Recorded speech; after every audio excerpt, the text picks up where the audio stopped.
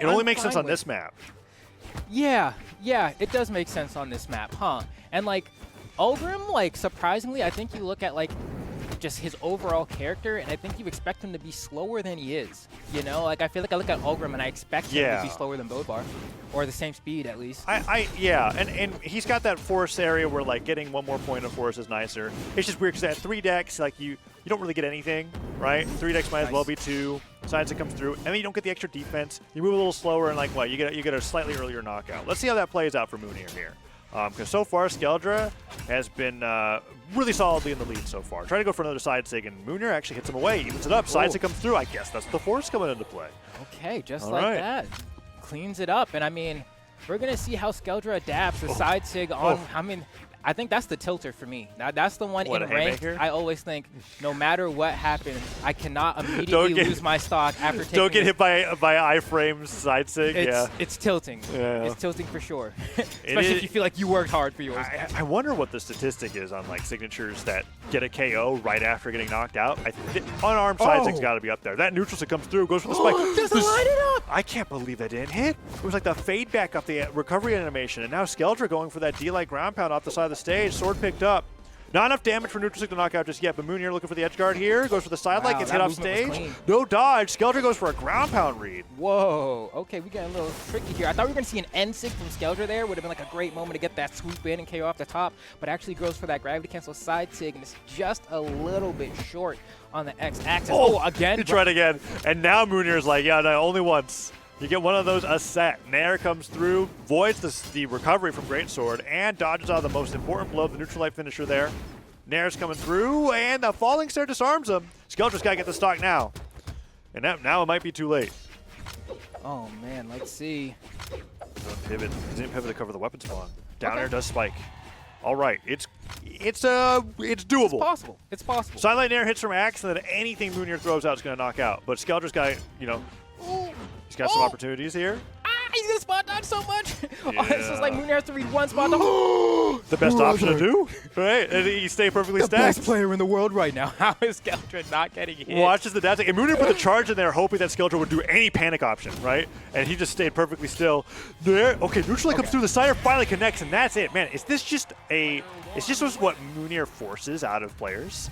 Is this just crazy stacked back and forth exchange of hits? Because that was intense. Oh, man. Yeah, that was really it was really a matter of sometimes the game of Brawlhalla can be, they miss, I punish. They thought they were fast enough to punish me, but they were not. I dodge. And then you do that 5 10s in a row. Oh, and then the Sarah ends up knocking him out. Yeah, solid win coming up from Mounir, and just like in the set prior, Skeldra goes down to Jango and brings out the Arcadia. Let's see if those down signatures can stop some of Mounir's momentum.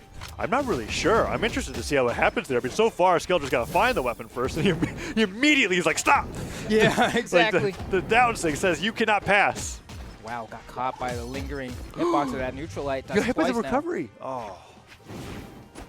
And see, this one's interesting. Spear and a rocket lance, always one of those matchups that I don't like playing, but I don't think is a bad matchup. You do see Skeldra swap over to the Greatsword, which is also interesting because it's a lot of you want to be the person juggling, you want to be the person who's getting the hits on the ground. If you're not, it feels really bad. Yeah. Ooh, nice job with the weapon throw. Gets the pick up side light, D-light bridge, side light finisher.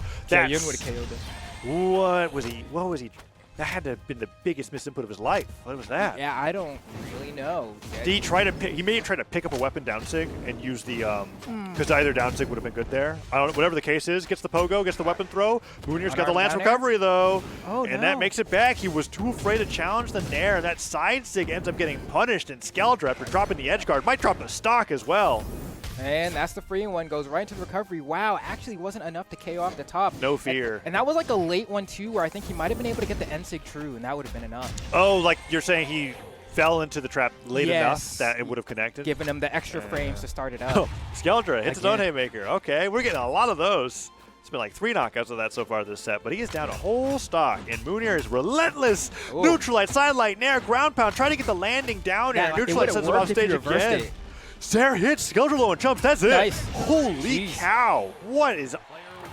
All right, well, I don't think switching Arcadia is simply going to be enough against him.